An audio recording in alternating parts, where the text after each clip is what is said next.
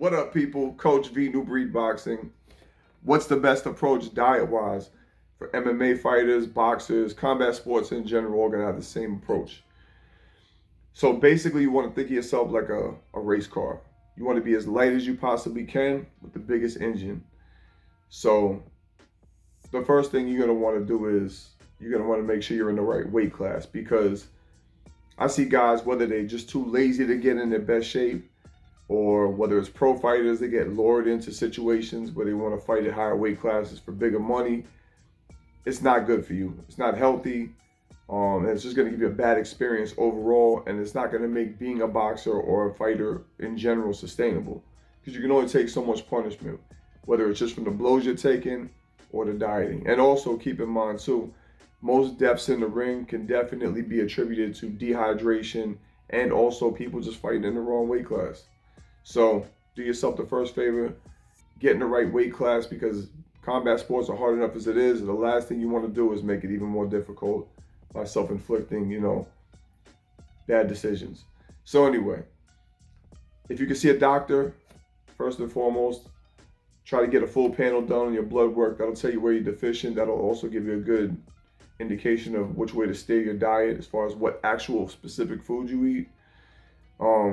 And also, if you can, furthermore, see a nutritionist. But if you can't do any of that, starting with this, I'm going to give you a lot of good information, an overview, and then also there's plenty of information out there you can look up, and I will be following this video up with something more specific.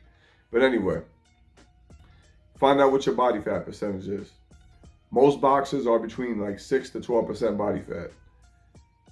That's not everybody, but that's it's a safe range to be within, to be honest with you, to be at optimal weight.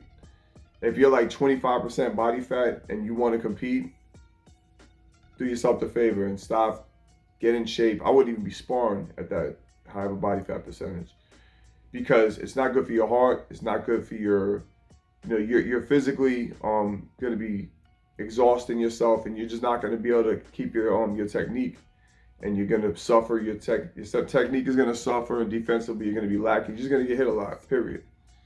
So first and foremost, get in top shape. Now, to help you get to that point, you're going to want to look up a calorie calculator. Find out how many calories. Boxing, and typically in boxing, you want to lose weight. It's not like football or some of those sports where gaining weight is an asset. In boxing, that's not. It's a liability. You want to be, again, super light, super fast, super strong.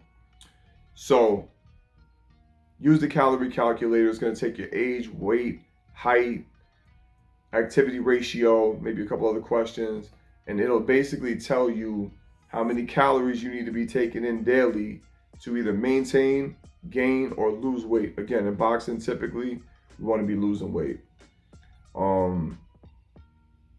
That's going to be the number one thing. From that point, how you decide to approach your intake of macros, which you have to want to look up. You're going to want to look up macronutrients, protein, fats, and carbs. Those are the three different groups that make up your diet, okay? If you want to lose weight, some guys will completely skip carbs. But, it depends. I mean, some people might do a diet where it's 50% carbs, 25% protein, 25% fats. Some people like to do 1/3 of each. Again, how much weight you have to lose, that's going to kind of determine the structure of what percentage of each of those food groups. Also, another thing you want to keep in mind is you want to, and like I said before, you stay away from all the processed food, anything that comes in a wrapper, anything instant, anything. You want to stay away from sugar, white flour. There's going to be a lot of homework you're going to have to be doing because you're going to want to look up exactly what foods you like in those categories. What are the healthiest foods that you like? And then from that point, you're going to do your calculations as to what percentage of each. And you'll see how many grams you have to have of each to sustain a healthy diet, to make sure you're getting the nutrition that you need. And the other thing you're going to want to keep in mind is being hydrated. This is something that people overlook constantly. And again, most deaths in the ring have been attributed to people being dehydrated because the lining in your brain is all water. I mean, like I said, we're 60% water. And when people start dehydrating, they don't realize one of the first places you lose water from is right there in your brain. So with that being said, you got to make sure that you are staying fully hydrated. Most guys, 140 to even 200, to be honest with you. That's kind of the only general thing I will tell you is a gallon of water a day is a safe rule. Depending if you're in a lower weight class or you're younger, then you might want to go with a little bit less, closer to a half a gallon, give or take. But being hydrated, that's going to be another big important thing you're going to want to stay on top of daily. You don't want to be taking, I know guys that take like crazy pre-workout stuff and caffeine stuff and they don't even drink water. Terrible for your body. And again, genetics plays a role, man, because there's dudes out there that can eat like they're pregnant and still look like a Greek god and still perform, but overall, it's going to catch up with you in the end. So again, find out, check your blood work if you can. Try to get a nutritionist. Like I said, if you can't do that, check your body fat percentage. Determine whether or not you got to lose weight. Most likely you will. Get an calorie calculator, look one up.